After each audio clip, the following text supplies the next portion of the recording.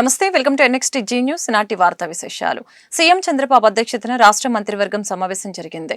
ఈ భేటీలో పలు కీలక నిర్ణయాలకి కేబినెట్ ఆమోదం తెలిపింది. వైసీపీ ప్రభుత్వం తీసుకువచ్చిన రివర్స్ టెండరింగ్ విధానాన్ని మంత్రివర్గం రద్దు చేసింది. పాత విధానంలోనే టెండర్లు పిలిచే ప్రతిపాదనలకి కేబినెట్ ఆమోద ముద్ర వేసింది. ఆబ్కారీ శాఖ పునర్వ్యవస్థీకరణకి గ్రీన్ సిగ్నల్ ఇచ్చింది. ఈ క్రమంలో స్పెషల్ ఎన్ఫోర్స్మెంట్ బ్యూరో రద్దుకి ఆమోదం తెలిపింది.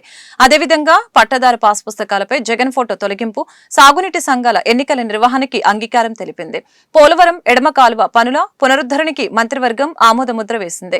ఈ పనుల్లో ప్రస్తుత గుత్తేదారు సంస్థని కొనసాగించేందుకు గ్రీన్ సిగ్నల్ ఇచ్చింది. వివాదాల్లోని భూముల రిజిస్ట్రేషన్ నిలిపివేతకి మంత్రివర్గం ఆమోద ముద్ర వేసింది. మంత్రివర్గ సమావేశంలో తీసుకున్న నిర్ణయాలని రాష్ట్ర పౌర సంబంధాల శాఖ మంత్రి కొలుసు పార్థసారథి మీడియాకు వివరించారు. మరి ఈ సందర్భంగా రాష్ట్రంలో ఎందుకంటే గత ప్రభుత్వం చేసిన నిర్లక్ష్యం మూలంగా చాలా ప్రాజెక్ట్స్ ఇటువంటి రిపేర్స్ అన్ని ఆపరేషన్ మెయింటెనెన్స్ చేయకపోవటం మూలంగా చాలా ప్రాజెక్టులు ఇబ్బందికర పరిస్థితులు ఉన్నాయి. కాబట్టి అన్ని ప్రాజెక్టులు కూడా సమగ్రంగా పరిశీలించి ఎక్కడెక్కడైతే రిపేర్స్ అవసరం ఉన్నాయో వాటన్నిటిని కూడా టేకప్ చేయమని చెప్పేసి, మరి నీళ్లు కూడా రిజర్వాయర్స్లో నిలబడే విధంగా అన్ని రిపేర్స్ చేయమని చెప్పేసి కూడా మరి ముఖ్యమంత్రి గారు ఇరిగేషన్ శాఖను ఆదేశించడం జరిగిందని చెప్పేసి కూడా మనం చేస్తా ఉన్నాం. తర్వాత ఎక్సైజ్ శాఖ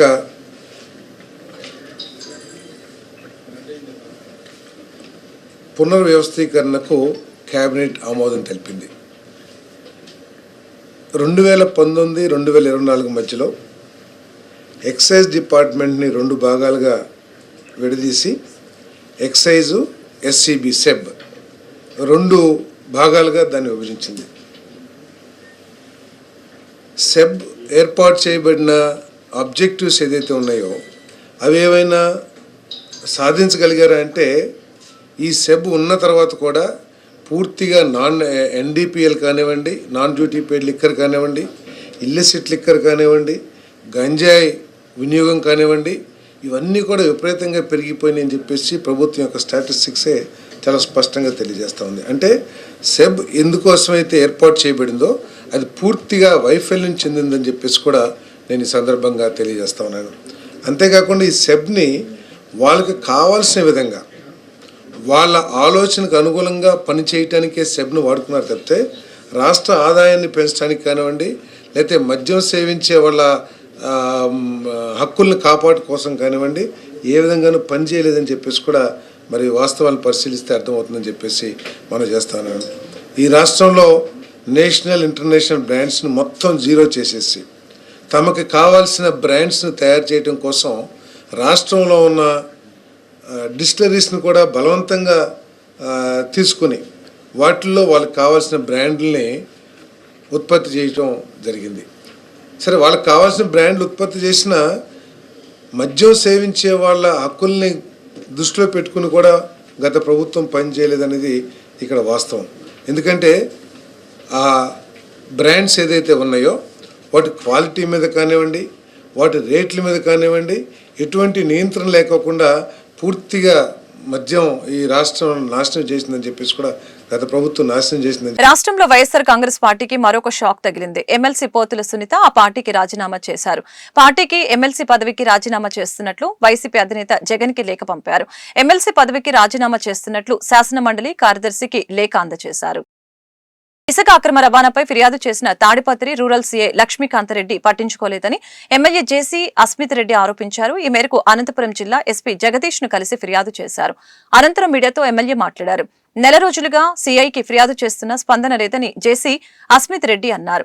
తాము ఇసుక లారీలు పట్టుకుని అప్పగించిన కేసు నమోదు చేయడం లేదని ఆరోపించారు. అక్రమంగా ఇసుక తరలింపుని పట్టిస్తే రాజీ కోసం స్టేషన్ కి రావాలని పిలుస్తున్నారని అన్నారు. పట్టించిన లారీలపై కేసు పెట్టినందుకే తాను పిఎస్ కి వెళ్లాల్సి వచ్చిందని చెప్పారు. ఎట్టి పరిస్థితుల్లోనూ ఇసుక దందాను కొనసాగనివ్వబోమని అన్నారు. ఇసుక మాఫియాపై చర్యలు తీసుకోవాలని ఎస్పీని కోరినట్లు తెలిపారు. ఈ అక్రమాలని ఆపేందుకు ప్రత్యేక బృందాన్ని ఏర్పాటు చేయాలని కోరినట్లు చెప్పారు. ఒక నెల రోజు నుంచి లెటర్లు రాస్తా వస్తున్నాం, అరికట్టండి అని చెప్పి, కానీ ఎవరు స్పందించట్లేదు.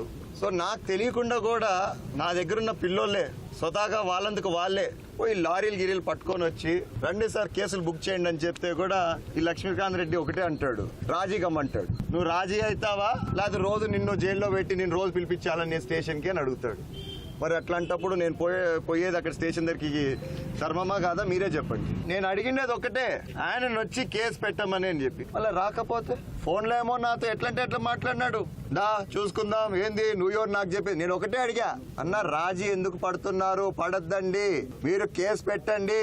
ఎవరైతే అటాక్ చేశారో మా పిల్లల్ని రాళ్లతో కొట్టారో ఆ లారీలు ఆపినందుకు వాళ్ళ పైన కేసు పెట్టండి అని అడిగాను. నేను ఏమంటాడు దానికి, నువ్వు ఎవరు నాకు చెప్పేది, డిఎస్పీతో చెప్పించు, డిఎస్పీ వస్తాడు, డిఎస్పీతో మాట్లాడుకో. నువ్వెందుకే నాకు ఉండేది మళ్ళీ సీఐగా, అన్ని డిఎస్పీతో మాట్లాడుకుంటా. చెరువుల్లో ఆక్రమణల తొలగింపుపై తెలంగాణ సీఎం రేవంత్ రెడ్డి చర్యల్ని హర్షిస్తున్నట్లు బీజేపీ నేత టీజీ వెంకటేష్ తెలిపారు. తిరుపతిలో నిర్వహించిన మీడియా సమావేశంలో ఆయన మాట్లాడారు. ఏపీలో కూడా పలుచోట్ల చెరువులు ఆక్రమణకి గురయ్యాయని చెప్పారు. సీఎం చంద్రబాబు కూడా ఆక్రమణలు తొలగించాలని అన్నారు. అదేవిధంగా శ్రీవాణి ట్రస్టు నిధుల వినియోగంపై విచారణ చేపట్టాలని కోరారు. టీటీడీ నిధులు రాయలసీమ ప్రాంత అభివృద్ధికి ఎక్కువగా కేటాయించాలని విజ్ఞప్తి చేశారు. ఆంధ్రప్రదేశ్ అభివృద్ధికి చంద్రబాబు కంకణం కట్టుకున్నారని టీజీ వెంకటేష్ అన్నారు. రేవంత్ రెడ్డి గారు చెరువులు ఆక్రమించిన వారిని తొలగించమని ఆర్డర్స్ ఇచ్చారు, ఇంప్లిమెంట్ చేస్తున్నారు. మీరు ఇరిగేషన్ మినిస్టర్గా ఉన్నప్పుడు, అంటే నేను ఉన్నప్పుడు, మీరు సమయకాంధ్రలో ఉన్నప్పుడు మీరు ఎలా చేశారు, అప్పుడు ఎందుకు మొత్తము ట్యాంకులు కొట్టేయలేదని ఒక ప్రశ్న మీ వాళ్ళ నుంచి రావటం జరిగింది. ఆ టైంలో మైనర్ ఇరిగేషన్ మినిస్ట్రీ గత ప్రభుత్వాల్లో పూర్తిగా నెగ్లెక్ట్ చేసి ఉండేది. అలాంటప్పుడు మైనర్ ఇరిగేషన్కు ఒక క్రెడిబిలిటీ క్రియేట్ చేయటము, ఆక్యుపై చేసిన చెరువులకు శాటిలైట్ ద్వారా సర్వేలు చేయించటం, దాన్ని వీలైనంత కొట్టేయటం మొదలు పెట్టండి అని చెప్పాం. సర్వే అయిపోయేది. అందులో భాగంగా కొన్ని కొట్టేయటము, కొన్ని వేల కోట్ల అధిపతుల్ని కూడా జైల్లో పెట్టడం జరిగింది. గత ప్రభుత్వాలు ఆ తతంగం పూర్తిగా మర్చిపోయారు. చెరువులు కలపటం, అంటే ఫ్లడ్ వాటర్ని కెనాల్ ద్వారా చెరువులు నింపటం అనేది, అది కూడా శాటిలైట్ ద్వారా ఫోటోలు తీసుకోవటం, ఆ కార్యక్రమాన్ని శ్రీకారం చుట్టడం, అది కూడా ఎలక్షన్స్ రావటం. ఆంధ్రప్రదేశ్ అభివృద్ధికి కేంద్రం కట్టుబడి ఉందని కేంద్ర మంత్రి రామ్మోహన్ నాయుడు తెలిపారు. బుధవారం ఢిల్లీలో ఏర్పాటు చేసిన మీడియా సమావేశంలో ఆయన మాట్లాడారు. ఉరవకల్లు, కొప్పర్తికి ఇండస్ట్రియల్ స్మార్ట్ సిటీలని కేంద్రం మంజూరు చేసినట్లు చెప్పారు. హైదరాబాద్, బెంగళూరు, విశాఖ, చెన్నై కారిడార్ల అభివృద్ధి చేస్తామని తెలిపారు. అదేవిధంగా కడప జిల్లా కొప్పర్తిలో పారిశ్రామిక హబ్ కింద 2596 ఎకరాలని అభివృద్ధి చేయనున్నట్లు వెల్లడించారు.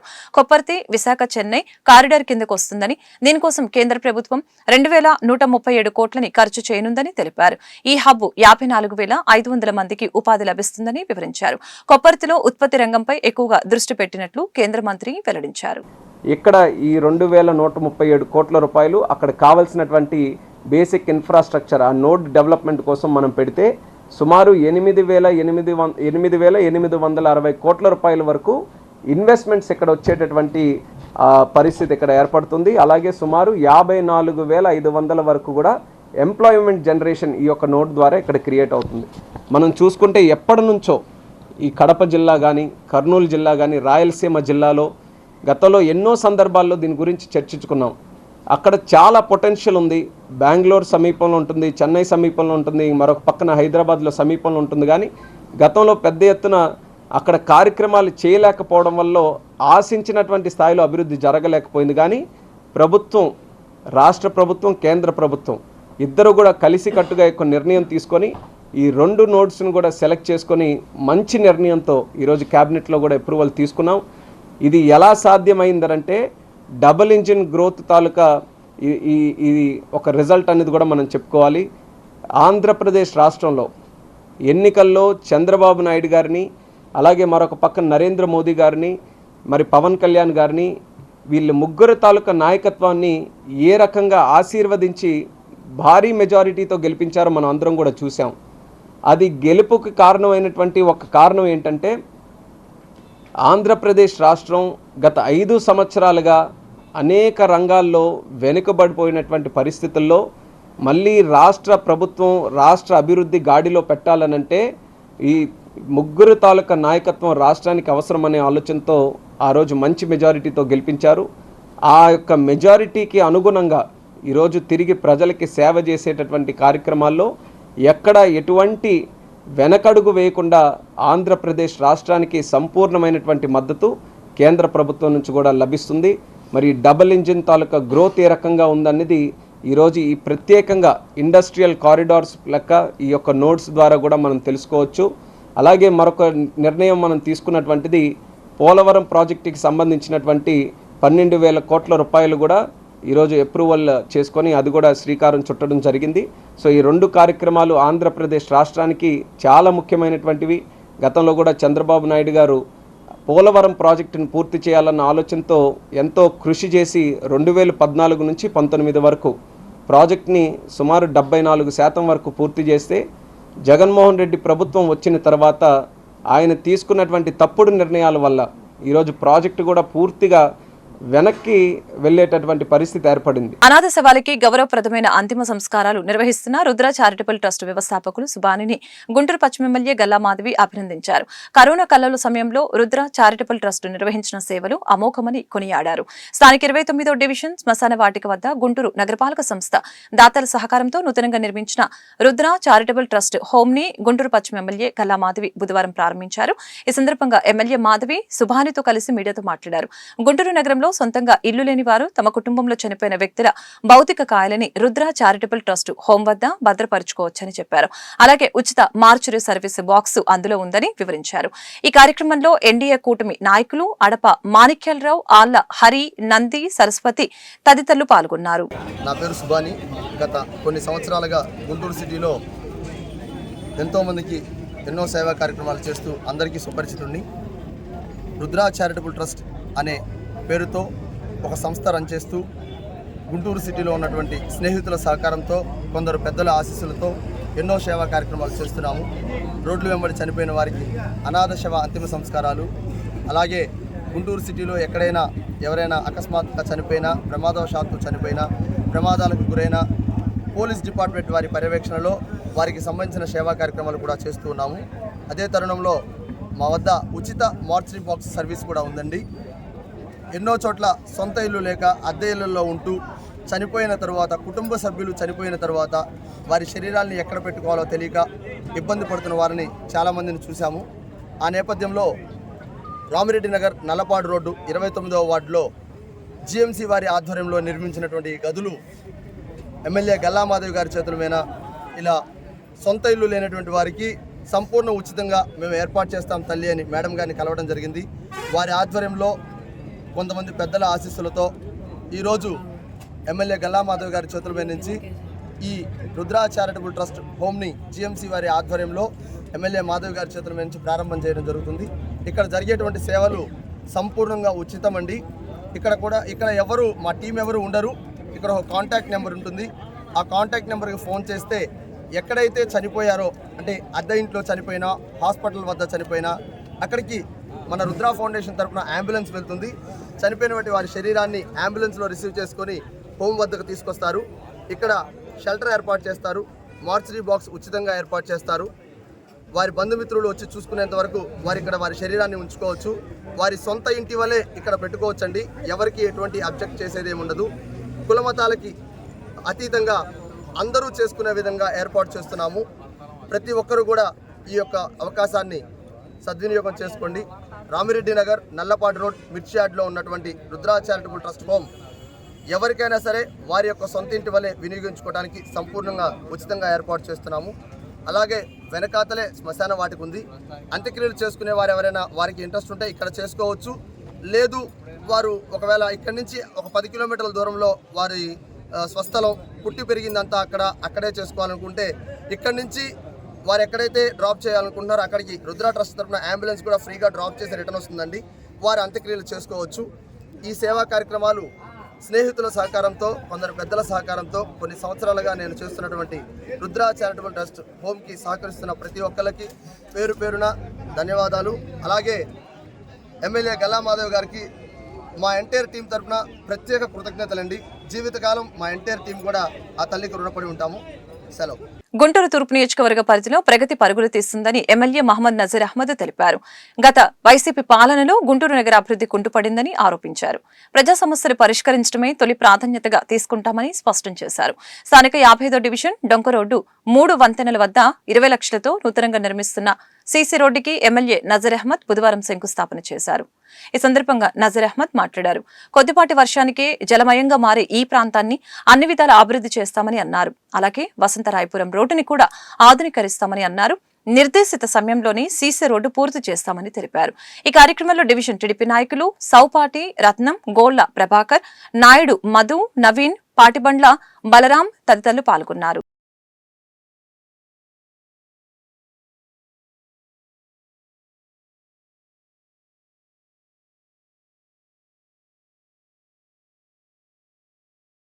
గుంటూరు నగరంలో ప్రధాన రహదారిగా ఉన్నటువంటి డొంక రోడ్డు ప్రాంతంలో చాలా కాలం నుంచి ఉన్నటువంటి ప్రధానమైనటువంటి సమస్య 3 వంతెనల కింద ఉన్నటువంటి రోడ్డు. అలాగే చుక్క వర్షం పడినా కూడా ఇక్కడ పెద్ద ఎత్తున నీళ్లు ఆగిపోయి స్థానికంగా ఉన్నటువంటి ప్రజలతో పాటు ప్రతి ఒక్కరు కూడా ఇబ్బంది కలుగుతున్నటువంటి పరిస్థితులు ఉన్నాయి. గత 5 సంవత్సరాల్లో ఇటువైపు తొంగి చూడకుండా డ్రామాలు ఆడినటువంటి పరిస్థితులు మనందరికీ కూడా తెలుసు. వర్షం పడిన రోజు వచ్చి ఆనాడు శాసనసభ్యులు ఉన్నటువంటి వ్యక్తి అనేక రకాలుగా ప్రజలను నమ్మబలికేనట్టు కార్యక్రమాలు చేశారు తప్ప ఎక్కడ కూడా అవసరమైనటువంటి ప్రణాళికలు కానీ ఆలోచనలు చేయకుండా అభివృద్ధికి అవసరమైనటువంటి కార్యక్రమాలు చేయకుండా వదిలేసినటువంటి పరిస్థితులు ఉన్నాయి. దీన్ని గమనించి వెంటనే స్థానికంగా ఉన్నటువంటి కూటమి నాయకులందరి సహకారంతో వెంటనే ఈ కార్యక్రమాన్ని తీసుకోవాలని చెప్పి ఆలోచన చేసి ఈరోజు సీసీ రోడ్డుతో పాటు ఏదైతే డ్రైన్ ఉందో దాన్ని కూడా ఎక్స్టెండ్ చేసేటువంటి కార్యక్రమాన్ని తీసుకొని దాదాపు 20 లక్షల రూపాయలతో ఈ కార్యక్రమాన్ని ఈరోజు శంకుస్థాపన చేసుకోవడం జరిగింది. ముఖ్యంగా డొంక రోడ్డు ప్రాంతం అమరావతి రోడ్డు నుంచి కొత్తపేటకి వెళ్ళేటువంటి ఈ రోడ్డు ముఖ్యంగా 3 వంతెనల కింద ఉన్నటువంటి వాటర్ ఆగకుండాటువంటి పరిస్థితితో పాటు రాబోయేటువంటి రోజుల్లో డొంక రోడ్డు ప్రాంతాన్ని మరింత అభివృద్ధి చేసేటువంటి దిశగా ఏదైతే మెయిన్ బొంగరాల బీట్ రోడ్డు ఉందో దాన్ని కూడా ఎక్స్టెన్షన్ చేసేటువంటి కార్యక్రమాన్ని కూడా తీసుకొని ఈ ప్రాంతాన్ని పూర్తిగా అభివృద్ధి చేసేటువంటి దిశగా ముందుకు సాగుతామని చెప్పి తెలియజేస్తూ కూటమి ప్రభుత్వం ఏర్పడిన తర్వాత స్థానిక సంస్థల్లో అభివృద్ధి కార్యక్రమాలు వేగంగా జరుగుతున్నటువంటి పరిస్థితులు మనందరం కూడా చూస్తూ ఉన్నాం. నగర ప్రజలందరూ కూడా అవసరమైనటువంటి కార్యక్రమాలు మీకు ఎప్పుడు ఎటువంటి అవసరం వచ్చినా స్థానికంగా కూటమికి సంబంధించినటువంటి నాయకులందరూ కూడా అందుబాటులో ఉంటారు. మీరు ఎటువంటి సమస్య వచ్చినా కూడా తప్పకుండా మా దృష్టికి తీసుకొని రండి. మీకోసం పనిచేయడానికి నేను నాతో పాటు కూటమి నాయకత్వం అందరూ కూడా సిద్ధంగా ఉన్నామని చెప్పి తెలియజేస్తాం. రాష్ట్రంలో నారావారి రెడ్ బుక్ రాజ్యాంగం నడుస్తుందని మాజీ మంత్రి మేరకు నాగార్జున తెలిపారు. రాష్ట్రంలో రాజకీయ కక్షతో పాలన సాగుతుందని అన్నారు. అలాగే పోలీసులు కూడా ప్రేక్షక పాత్ర పోషిస్తున్నారని ఘాటు వ్యాఖ్యలు చేశారు. వ్యవస్థలు నిమ్మకు నీరెత్తినట్లు వ్యవహరిస్తున్నాయని మండిపడ్డారు. కాగా మాజీ మంత్రి మేరకు నాగార్జున బుధవారం మీడియాతో మాట్లాడారు. ఏపీలో పోలీసు వ్యవస్థ నిర్వీర్యమైందని అన్నారు. చంద్రబాబు అసమర్థ పాలనతో పోలీసుల్లో ఆత్మస్థైర్యం దెబ్బతిన్నది. టీడీపీ ఎమ్మెల్యే ప్రతిపాటి పుల్లారావు భార్య పుట్టినరోజు అని పోలీసులు కేక్ కట్ చేయడం ఏంటి? అసలు ఆమెకి ఏ హోదా ఉందని పోలీసులు అలా వ్యవహరించారు? TDP MLA Asmith Reddy video కాల్లో సీఐతో సారీ చెప్పించుకున్నారు. ఇంతకంటే దారుణాలు ఇంకేమైనా ఉంటాయా? రాజ్యాంగం చట్టాలు ఉన్నట్లు చంద్రబాబుకి గుర్తు లేదా అని సూటిగా ప్రశ్నించారు. ఏ సామాన్యుడైనా పోలీసుల దగ్గరికి ఎందుకు వెళ్తాడు? పోలీసుల వల్ల మాకు న్యాయం జరిగిద్ది, పోలీసులు మాకు అండగా ఉంటారు, మాకు రక్షణ ఉంది అని చెప్పుకోవటానికి ఎక్కడ అవకాశం ఉంది? దాడులు, అఘాయిత్యాలు, అమానుషాలు, వెలివేతలు వీటన్నిటికీ కారణంగా చంద్రబాబు ప్రభుత్వం, చంద్రబాబు గారు నడుపుతూ ఉన్నారే. రాజ్యాంగం మీద రాజ్యాంగం మీద నడుపుతా ఉందా ఈ పరిపాలన? ఇది ఒక నారావారి రెడ్ బుక్ పరిపాలన కాదు అని అడుగుతా ఉన్నా. దీనికి ఎవరు సమాధానం చెప్తారు? ఎందుకంటే నడిచేది నారావారి రాజ్యాంగం. మాట వినని అధికారులపై చూపించిన శాడిజం, ఇంకా మాట వినకపోతే పరువు మర్యాదలను ప్రతిష్ట మంటగొల్పే విధంగా వారి యొక్క మీడియాలో రాయిస్తాం, ఒక కథనాలు రాయిస్తాం. ఆ కథనాలను ఆధారంగా చేసుకొని కక్షతో కార్పణ్యాలతో మీరు పనిచేసే తీరు ఈ రాష్ట్రంలో ఉన్న ఏ అధికారి, not only police, not only IAS IPS, ఏ అధికారి అయినా భయభ్రాంతులతో పనిచేస్తూ ఉన్నారే తప్ప మాకు బాధ్యత అని చేయటానికి అవకాశం లేని విధంగా పరిపాలన జరుగుతూ ఉంది అని చెప్పడంలో చాలా బాధపడతా ఉన్నా. ఈరోజు గత 3 రోజులుగా చూస్తూ ఉన్నాం ఎల్లో మీడియాలో పతాక శీర్షికలు రాస్తూ ఉన్నారు. ఎవరో ఒకరు ఫిర్యాదు చేస్తే అధికారులు అధికారికంగా ఎఫ్ఐఆర్ కడితే దానికి కట్టిన అధికారుల మీద, దాన్ని యాక్ట్ చేసిన అధికారుల మీద కక్ష, కార్పణ్యం, మీరు రాస్తున్న రాతలు, చివరికి సంబంధం లేని రాజకీయ నాయకులు కూడా దానిలో తీసుకొని వచ్చి మీ క్రీడ చేస్తున్నటువంటి తీరు చాలా బాధాకరం. ఇలాంటివి జరగకూడదు. నిజంగా ఆ అధికారులకి సంబంధం ఉంటే, కేసు పెట్టకపోతే, దానిలో భాగస్వాములుగా ఉంటే, ఇన్వాల్వ్ అయితే, తప్పుగా ఉంటే చర్యలు తీసుకోవచ్చు. ఏమీ లేదు. ఎవరో కంప్లైంట్ ఇస్తే ఆ కంప్లైంట్ ఎఫ్ఐఆర్ ఉంటే, ఎంక్వైరీ జరుగుతూ ఉంటే, ఇప్పుడు నువ్వు అధికారుల మీద చర్య తీసుకొని ఇతర పోలీసు అధికారులు ఉన్నారు ఇష్టం వచ్చినట్టు రాస్తూ ఉంటే ఎవరు బాధ్యత? ఏ విధంగా ఏ ఆలోచనతో మీరు పరిపాలన చేస్తూ ఉన్నారు? ఎటుపోతా ఉంది ఈ యొక్క వ్యవస్థ అని అడుగుతూ ఉన్నాం. ఎంత దారుణం అంటే చివరికి పోలీసు వ్యవస్థ నిర్వీర్యమైపోయే పరిస్థితి ఈ రాష్ట్రంలో దాపురించింది అని చెప్పడానికి బాధేస్తూ ఉంది. ఎంత దారుణం అంటే చివరికి టీడీపీ ఎమ్మెల్యేలకి, మంత్రులకి, వాళ్ళ భార్యలకి, నాయకులకి జిహజారా నాసింది. జడ్పీ ఉద్యోగులు నిజాయితీగా పనిచేసి జిల్లా పరిషత్కి మంచి పేరు తీసుకుని రావాలని చైర్పర్సన్ కత్తెరహెని క్రిస్టినా కోరారు. ఎన్డీఏ కూటమి ప్రభుత్వ పాలనలో పంచాయతీలని మంచి రోజులు రానున్నట్లు తెలియజేశారు. త్వరలోనే జడ్పీ భవన నిర్మాణం జరుగుతుందని ఆశాభావం వ్యక్తం చేశారు. గుంటూరు జిల్లా ప్రజా పరిషత్ చైర్పర్సన్ కత్తెరహెని క్రిస్టినా జన్మదిన వేడుకలు జడ్పీ మీటింగ్ హాల్లో బుధవారం ఘనంగా జరిగాయి. ఈ సందర్భంగా ఏర్పాటు చేసిన బర్త్డే కేక్ ని క్రిస్టినా కట్ చేసి జడ్పీ ఉద్యోగులతో ఆనందాన్ని పంచుకున్నారు. ఈ మేరకు క్రిస్టినా మాట్లాడారు. ఢిల్లీలో జరిగిన స్వాతంత్ర దినోత్సవ వేడుకలకి రాష్ట్రం నుంచి వెళ్లిన ఏకైక వ్యక్తిగా తనకి అరుదైన గౌరవం లభించిందని గుర్తు చేశారు. జిల్లా పరిషత్ అభివృద్ధి ఇక బ్రహ్మాండంగా జరుగుతుందని అన్నారు. పారదర్శకంగా జడ్పీ ఉద్యోగుల బదిలీలు జరుగుతాయని పేర్కొన్నారు. అందరి చేత అమ్మ అని పిలిపించుకున్నందుకు ధన్యవాదాలని అన్నారు.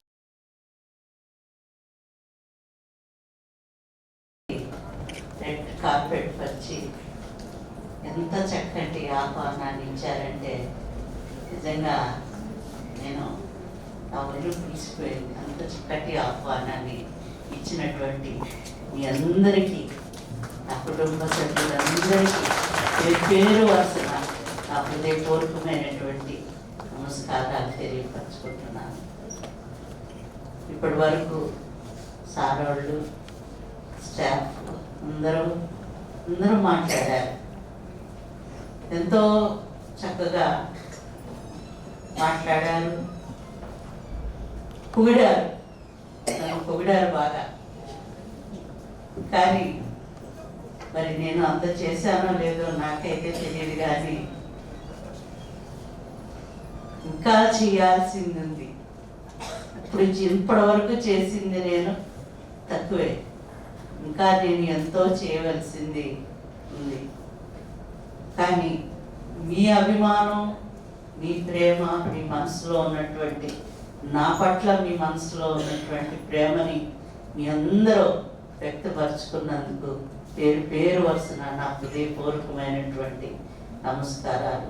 ముఖ్యంగా స్టేజీని అలంకరించినటువంటి పెద్దలు, మరి ఫిబ్రవరి కూర్చున్నటువంటి సిఇఓ గారికి, అలాగే మన డిప్యూటీ సిఇఓ గారికి, మరి అలాగే మోహన్ రావు గారు, మరి శ్రీనివాసరావు గారు, పూర్ణచంద్రారెడ్డి గారు, శ్రీనివాసరావు గారికి, నా కుటుంబ సభ్యులందరికీ పేరు వస్తున్న నా హృదయపూర్వకమైనటువంటి నమస్కారాలు తెలియపరచుకుంటున్నాను. కొత్త ప్రభుత్వంలో మళ్ళా అన్ని సమకూరుస్తున్నారు. ఈరోజు చంద్రబాబు గారు కానివ్వండి, లేకపోతే ఈరోజు మన మినిస్టర్ గారు పవన్ కళ్యాణ్ గారు, మన డిప్యూటీ సీఎం గారు పవన్ కళ్యాణ్ గారు కానివ్వండి, ఈరోజు మన పంచాయతీ రాజ్ని డెవలప్ చేసేందుకు, మన రాష్ట్ర అభివృద్ధి కోసం ఈరోజు వాళ్ళు ఎంతో పాటుపడేటువంటి దిశలో ఉన్నారు.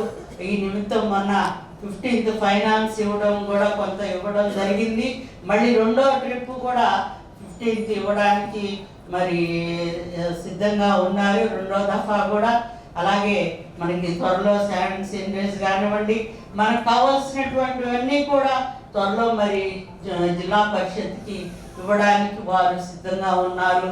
ఎందుకంటే గ్రామాభివృద్ధే దేశాభివృద్ధి కాబట్టి ఈ డెవలప్మెంట్, గ్రామాల డెవలప్మెంట్ కోసం ఈరోజు మరి మన ముఖ్యమంత్రి గారు, మన రాష్ట్ర ఉప ముఖ్యమంత్రి గారు, అలాగే వారి కుమారులు లోకేష్ గారు కూడా చాలా కృషి చేస్తున్నారు. సాంఘిక సంక్షేమ వసతి గృహాల్లో చదువుతున్న విద్యార్థుల సమస్యల్ని పరిష్కరించాలని డిమాండ్ చేస్తూ గుంటూరులో ఆందోళన జరిగింది. ఈ మేరకు జిల్లా కలెక్టర్ కార్యాలయం ఎదుట ఏఏఎస్ఎఫ్ ఆధ్వర్యంలో రిలే నిరాహార దీక్షలు చేపట్టారు.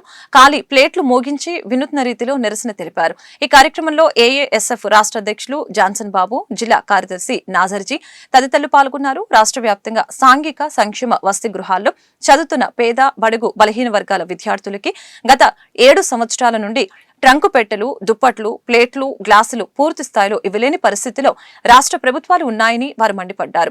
2023 సంవత్సరం నవంబర్ నెల నుంచి మెస్, కాస్మెటిక్ ఛార్జీలని రాష్ట్ర ప్రభుత్వం విడుదల చేయలేదని ఆగ్రహం వ్యక్తం చేశారు. ఇలా విడుదల చేయకపోవటం వలన హాస్టల్ వార్డెన్ విద్యార్థులకి నాణ్యమైన సరుకులతో కూడిన భోజనాన్ని అందించలేకపోతున్నారని వాపోయారు. జిల్లాకు దాదాపు 10 కోట్ల రూపాయలు మెస్, కాస్మెటిక్ ఛార్జీలు పెండింగ్ లో ఉన్నాయని అన్నారు. తక్షణమే జిల్లా అధికారులు స్పందించి పూర్తి స్థాయిలో వార్డెన్స్ ని నియమించాలని డిమాండ్ చేశారు. జాన్సన్ బాబు, ఏఐఎస్ఎఫ్ రాష్ట్ర అధ్యక్షులు. ఈ నెల 27, 28, 29 తారీఖుల్లో రాష్ట్ర వ్యాప్తంగా నిరాహార దీక్షలు చేపడతా ఉన్నాం. అందులో భాగంగానే గుంటూరు నగరంలో ఉన్నటువంటి కలెక్టర్ కార్యాలయం ముందు ఈ దీక్ష నిర్వహిస్తూ ఉన్నాం. ప్రధానంగా రాష్ట్రంలో ఉన్నటువంటి ఎస్సీ, ఎస్టీ, బీసీ, మైనారిటీ సంక్షేమ హాస్టల్స్, అదేవిధంగా కస్తూర్బా మోడల్ స్కూల్స్, గురుకులాలకు సంబంధించి విద్యార్థులు సమస్యలు పరిష్కారం చేయాలని చెప్పేసి డిమాండ్ చేస్తూ ఉన్నాం. మరి ఎందుకంటే విద్యార్థులకు గత 7 సంవత్సరాలుగా ట్రంకు పెట్లు, దుప్పట్లు, గ్లాసులు, ప్లేట్లు, దోమతెరలు ఇవ్వలేనటువంటి పరిస్థితి మరి రాష్ట్ర ప్రభుత్వాలు ఉన్నాయి. అదేవిధంగా కనీసం మంచినీరు కూడా తాగడానికి లేనటువంటి పరిస్థితి హాస్టళ్ళు ఉన్నాయి. అందుకనే మంచినీటి వాటర్ ప్లాంట్లు ఏర్పాటు చేయాలి, సరిపడే మరుగుదొడ్లు, టాయిలెట్స్ నిర్మించాలి. మరి శిథిలా వ్యవస్థలో ఉన్నటువంటి భవనాలు, ఈ రాష్ట్రంలో చాలా హాస్టల్స్ అన్నీ కూడా శిథిలా వ్యవస్థలోకి వెళ్ళిపోయాయి. పెచ్చులు ఊడిపోయి విద్యార్థులు తలలకు గాయాలే ఆసుపత్రి పోయే పరిస్థితి ఈ రాష్ట్రంలో చూస్తూ ఉన్నాం. అందుకనే శిథిలా వ్యవస్థలో ఉన్నటువంటి భవనాలను మరమ్మతులు చేయించి నూతన భవనాలు నిర్మించాలని చెప్పేసి అడుగుతూ ఉన్నాం. అదేవిధంగా ఖాళీగా ఉన్నటువంటి వార్డెన్, కుక్కు, అటెండర్, కమాటీ, ట్యూటర్ పోస్టులను తక్షణమే భర్తీ చేయాలి. మరి ఇవాళ బీసీ హాస్టల్స్కి సంబంధించి వార్డెన్లకు సంబంధించి 745 పోస్టులు ఖాళీగా ఉన్నాయి, స్వీపర్స్ పోస్టులు ఖాళీగా ఉన్నాయి. మరి ఇవన్నీ కూడా భర్తీ చేయకుండా కాలయాపన చేయడం సరైనది కాదు. అదేవిధంగా విద్యార్థులకు చిన్న బియ్యాన్ని కూడా అమలు చేయాలి. చిన్న బియ్యాన్ని అమలు చేయాలని గతంలో కూడా ఏఐఎస్ఎఫ్గా అడుగుతూ ఉన్నాం. మరి అందుకనే ఇప్పుడు కూడా నూతనంగా ఏర్పడినటువంటి రాష్ట్ర ప్రభుత్వానికి తెలియజేస్తూ ఉన్నాం, చిన్న బియ్యాన్ని అమలు చేయండి. గురుకుల పాఠశాలలో ఉన్నటువంటి ఖాళీలు, టీచర్ పోస్టులన్నీ కూడా భర్తీ చేసి విద్యార్థులకు సీట్లు పెంచాలని చెప్పేసి అడుగుతూ ఉన్నాం. ఎందుకంటే ఈ రాష్ట్రంలో ఉన్నటువంటి పేదలంతా కూడా పక్క రాష్ట్రాలకు వలసలు పోతూ ఉన్నారు. వాళ్ళ పిల్లలను వాళ్ళతో పాటు మరి ఇక్కడ సీట్లు లేక కారణంతోనే ఇవాళ వాళ్ళను కూడా పనులకు తీసుకెళ్తా ఉన్నారు. విద్యార్థులు కూడా డ్రాప్ అవుట్స్ అవుతున్నటువంటి పరిస్థితి. ఈ రాష్ట్రంలో దాదాపుగా 16% డ్రాప్ అవుట్స్ అయ్యారు. కాబట్టి రాష్ట్ర ప్రభుత్వం యుద్ధ ప్రాతిపదికన ఈ హాస్టల్ సమస్యలన్నీ కూడా పరిష్కరించాలని ఏఐఎస్ఎఫ్గా మేము డిమాండ్ చేస్తున్నాం. లేని పక్షంలో పెద్ద ఎత్తున ఉద్యమాలకు శ్రీకారం చుడతామని చెప్పేసి ఈ సందర్భంగా హెచ్చరిక జారీ చేస్తూ ఉన్నాం. అఖిల భారత విద్యార్థి సమాఖ్య ఏఐఎస్ఎఫ్ ఆధ్వర్యంలో రాష్ట్ర వ్యాప్తంగా 27, 28, 29 తారీఖున రిలే దీక్షలు చేపట్టడం జరిగింది.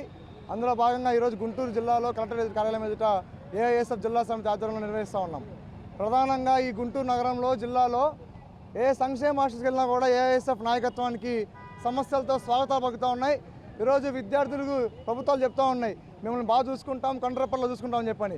కానీ ఒక్కసారి ఈ జిల్లా అధికారులు, ఈ జిల్లా డీడీ కానివ్వండి, వెల్ఫేర్ అధికారులు కానివ్వండి, ఒక్కసారి ఏఐఎస్ఎఫ్ నాయక సమక్షంలో కానీ లేదా మీరు కానీ హాస్టల్స్కి వెళ్ళి చూడండి అక్కడ ఎన్ని సమస్యలు ఉన్నాయో. విద్యార్థులు రాత్రి పూట దోమల సంగీత రాగాల మధ్య ఎస్సీ, ఎస్టీ, బీసీ వర్గాల విద్యార్థులు నిద్రిస్తూ ఉన్నారు. ఈరోజు ఈ రాష్ట్ర ప్రభుత్వం సూటిగా అడుగుతూ ఉన్నాం, మీరు ప్రతిష్టాత్మకంగా భావిస్తున్నటువంటి అన్నా క్యాంటీన్ ఉంది. అన్నా క్యాంటీన్లో రోజుకి 90 రూపాయలు అవుతున్నాయని చెప్పని ఈ రాష్ట్ర ప్రభుత్వం వెల్లడించింది. 15 రూపాయలు పేద ప్రజలు చెల్లిస్తే చాలు, మిగతా 75 రూపాయలు మేము భరిస్తామంది. ఈరోజు మేము అడుగుతూ ఉన్నాం, ఈరోజు అన్నా క్యాంటీన్లో గుడ్డు లేదు, లేకపోతే 2 పూటలు చికెన్ లేదు, అట్టికాయ లేదు, పాలు లేవు, స్నాక్స్ లేవు. కానీ ఎస్సీ, ఎస్టీ, బీసీ హాస్టల్ విద్యార్థులకు మాత్రం రోజు మార్చి రోజు గుడ్డు, పాలు, అదేవిధంగా ప్రతి వారం 2 పూట చికెన్ ఉంది. ఈరోజు మీరు వారికి ఎటువంటి క్వాలిటీ లేని భోజనం పెడతా ఉన్నారు. మేము ఏఐఎస్ఎఫ్గా ఈ రాష్ట్ర ప్రభుత్వం ఒకటే కోరుతా ఉన్నాం, మేము ఈ ముఖ్యమంత్రి ఈ ముఖ్యమంత్రి అనేటువంటి గ్రాండ్ సన్ ఎవరైతే ఉన్నారో మనవడు దేవాంశ్ తినేటువంటి న్యూట్రిషన్ ఫుడ్ మేము అడగట్లా. ఈరోజు అదేవిధంగా మినిస్టర్ బిడ్డ తినేటువంటి అన్నాన్ని మేము అడగట్లా. మాకు కనీసం సగటు మానవుడు సగటు విద్యార్థి తినేటువంటి భోజనాన్ని ఈరోజు పెట్టమని చెప్పని ఏఐఎస్ఎఫ్గా మేము అడుగుతా ఉన్నాం రాష్ట్ర ప్రభుత్వాన్ని. అదేవిధంగా ఇంకోటి కూడా చెప్తా ఉన్నాం, ఇక్కడ ఉన్నటువంటి అధికారులు ఈరోజు డైరీలు తీయండి. ఈరోజు 5 సంవత్సరాలు అవుతా ఉంది, ఒక్కడంటే ఒక అధికారి కూడా కనీసం హాస్టల్కి వెళ్ళి ఏం భోజనం పెడతా ఉన్నారు, ఏం అంతా అని చెప్పట్లా. కాబట్టి ఈ జిల్లాలో 10 కోట్ల రూపాయల మెసేజ్లు పెండింగ్లో ఉన్నాయి.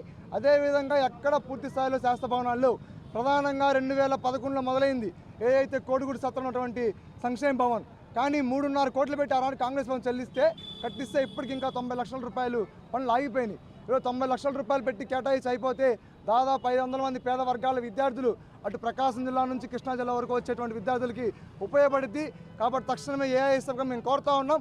కాబట్టి తక్షణమే సమగ్ర సంక్షేమాన్ని పూర్తి చేయాలని చెప్పి డిమాండ్ చేస్తా ఉన్నాం. 12వ వేతన సవరణ కోసం తక్షణమే కమిటీని ఏర్పాటు చేయాలని ప్రభుత్వ ఉద్యోగులు సంఘం జిల్లా అధ్యక్షులు చాంద్ భాష డిమాండ్ చేశారు. రిటైర్డ్ సుప్రీంకోర్టు జడ్జితో కమిటీని నియమించాలని చెప్పారు. 14 నెలల పాటు పీఆర్సీని వెయ్యని కారణంగా ఉద్యోగులకి ఎంతో నష్టం జరిగిందని అన్నారు. ఈ నేపథ్యంలో 29% ఐఆర్ ఇవ్వాలని సూచించారు. ఉద్యోగుల పరిష్కారం కోసం ప్రభుత్వం ప్రత్యేక దృష్టి పెట్టాలని అన్నారు. ఈ కార్యక్రమంలో జిల్లా సంయుక్త కార్యదర్శి శ్రీనివాసరెడ్డి, నగరశాఖ అధ్యక్షులు వై నాగేశ్వరరావు, ఉపాధ్యక్షులు పెదరత్తయ్య, ఫిరింగపురం తాలూకా యూనిట్ అధ్యక్షులు రాజబాబు, తాడికొండ తాలూకా యూనిట్ అధ్యక్షులు సుబ్బారావు, లక్ష్మీనారాయణ తదితరులు పాల్గొన్నారు. నా పేరు చాంద్ భాష. నేను ఆంధ్రప్రదేశ్ ప్రభుత్వ ఉద్యోగ ఉపాధ్యాయ కార్మిక పెన్షనర్ల ఐక్యవేదిక చైర్మన్ గా ఉన్నాను. మరి ఈరోజు ప్రభుత్వ ఉద్యోగులకు 12వ వేతన సవరణ కమిటీని నియమించాలని ప్రభుత్వాన్ని కోరుతూ ఉన్నాం. ఆ కమిటీ కూడా ఎలా ఉండాలి అంటే రిటైర్డ్ హైకోర్టు జడ్జి చేత నూతన కమిషన్ ఏర్పాటు చేయాలని మేము ప్రభుత్వాన్ని అడుగుతూ ఉన్నాం. మాకు 11వ వేతన సవరణ కమిషన్ 1/36/2023 తోటి ముగిసిపోయినది. మరి 1/7/2023 నుంచి మాకు 12వ వేతన సవరణ ఇవ్వాల్సినటువంటి పరిస్థితి ఉంది. మరి ఈ రోజు వరకు కూడా మాకు కమిషన్ వేయకపోవడం చాలా దురదృష్టకరమైనటువంటి పరిస్థితి. ఇప్పటికీ 14 నెలలు గడిచినా కూడా మాకు వేతన సవరణ కమిషన్ ను నియమించకపోవడం చాలా బాధాకరం. మేము ఉద్యోగ ఉపాధ్యాయ కార్మిక పెన్షనర్లు అందరూ కూడా 14 నెలల యొక్క వేతన సవరణాన్ని కోల్పోయినటువంటి పరిస్థితి ఈరోజు ఉన్నది. అంటే మేము ఈ విధంగా మరి ఇప్పటి వరకు కూడా వేతన సవరణ కమిషన్ వేయని పక్షంలో ఆలస్యమైతే తక్షణమే ప్రభుత్వం 29% ఐఆర్ ప్రకటించే విధంగా ప్రకటన చెయ్యాలి అని గౌరవ ముఖ్యమంత్రి గారిని నేను కోరుతూ ఉన్నా. మేము ఇప్పటికి 14 నెలలు నష్టపోయినాం. మరి 14 నెలల డబ్బులు ఎవరిస్తారు? మా ఉద్యోగ ఉపాధ్యాయ పెన్షనర్కి రావాల్సినటువంటి బకాయిలు దాదాపు 22,000 కోట్ల రూపాయల బకాయిలు పెండింగ్ ఉన్నాయి, అవి చెల్లించాల. అట్లాగే వేతన సవరణ దాదాపు 14 నెలలు నష్టపోయినా అది లేదు. కనుక ప్రభుత్వం తక్షణమే ఉద్యోగుల యొక్క సమస్యలను దృష్టిలో పెట్టుకొని వేతన సవరణ కమిషన్ రిటైర్డ్ హైకోర్టు జడ్జి చేత నియమింపజేయాలని, అలా సాధ్యం కాని పక్షంలో 29% ఐఆర్ ప్రకటన చేయాలని, ఇంటీరియం రిలీఫ్ ఇచ్చి ఉద్యోగులకు ఉపాధ్యాయులకు విశ్రాంతి ఉద్యోగులను ఆదుకోవాల్సినటువంటి ఆవశ్యకత ఎంతైనా ఉన్నదని నేను ఈ ప్రభుత్వం మీద అభిప్రాయపడుతూ ఉన్నా. మాకు ఇప్పటి వరకు కూడా గౌరవ ముఖ్యమంత్రి చంద్రబాబు నాయుడు గారు ఒక విజనరీ కలిగినటువంటి నాయకత్వం, వారి నాయకత్వంలో ఉద్యోగ ఉపాధ్యాయులు. ఈ వార్తలు ఇంతటితో సమాప్తం. మరొక బులెటిన్ మళ్ళీ కలుద్దాం. నమస్కారం.